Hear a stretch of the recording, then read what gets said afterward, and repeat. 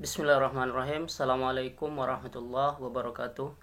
Berjumpa lagi bersama Bapak Muhammad Yamin dalam pembelajaran kita PPKN kelas 7 dengan materi kita pada kali ini di bab 2 tentang norma dan keadilan. Sebelumnya pada bab 1 kita telah berbicara tentang perumusan dan penetapan Pancasila sebagai dasar negara. Namun pada bab 2 ini kita akan beralih tema atau materi tentang norma dan keadilan. Seperti apa norma dan keadilan dan apa-apa saja norma-norma yang berlaku dalam kehidupan bermasyarakat, silakan kita simak dan kita saksikan video yang telah Bapak siapkan sebagai berikut ini.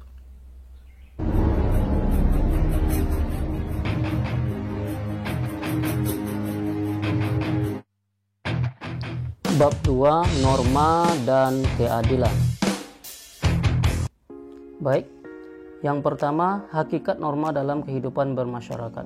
Dalam bermasyarakat, manusia membutuhkan orang lain melalui interaksi. Manusia bersosialisasi antara satu sama yang lainnya. Seorang filosof Yunani pernah berkata, Aristoteles menyatakan manusia adalah zoon politikon atau makhluk sosial. Artinya manusia selalu hidup berkelompok dalam bermasyarakat. Selain sebagai makhluk sosial, manusia juga sebagai makhluk individu. Makhluk individu yaitu manusia dapat saja memiliki pemikiran, sifat dan karakter yang berbeda-beda serta dapat hidup dalam kehidupannya sendiri. Pengertian norma. Norma adalah aturan atau ketentuan yang mengatur kehidupan bermasyarakat yang digunakan sebagai panduan, tatanan dan pengendalian dalam bertingkah laku. Dalam kehidupan bermasyarakat terdapat 4 macam norma. Yang pertama norma kesusilaan, yang kedua norma kesopanan, yang ketiga norma agama, dan yang keempat norma hukum. Seperti apa norma-norma ini akan kita bahas satu persatu. Yang pertama norma kesusilaan. Norma kesusilaan adalah peraturan hidup yang berkenaan dengan bisikan kolbu atau yang bersumber dari suara hati nurani manusia. Setiap manusia dikaruniai oleh Allah Subhanahu wa taala akan hati nurani agar dapat membedakan antara yang baik dan buruk.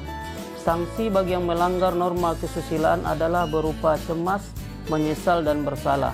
Karena hanya diri dia sendiri yang dapat merasakan apa yang ia lakukan.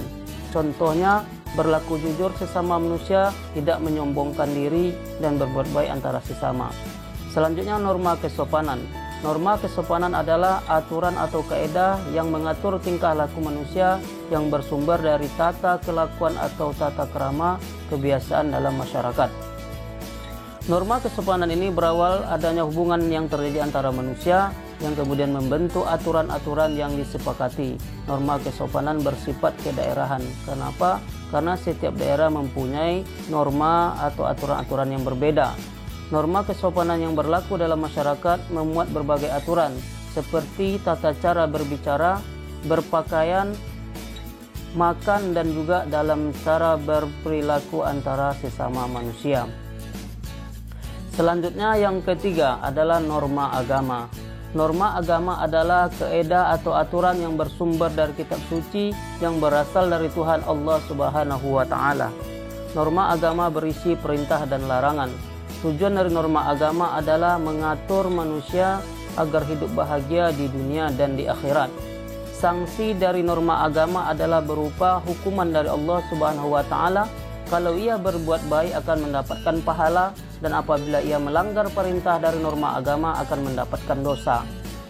Pengakuan adanya norma agama itu sesuai dengan pasal 29 ayat 1 Undang-Undang Dasar 1945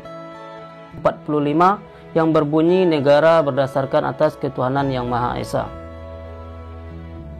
Selanjutnya yang keempat adalah norma hukum.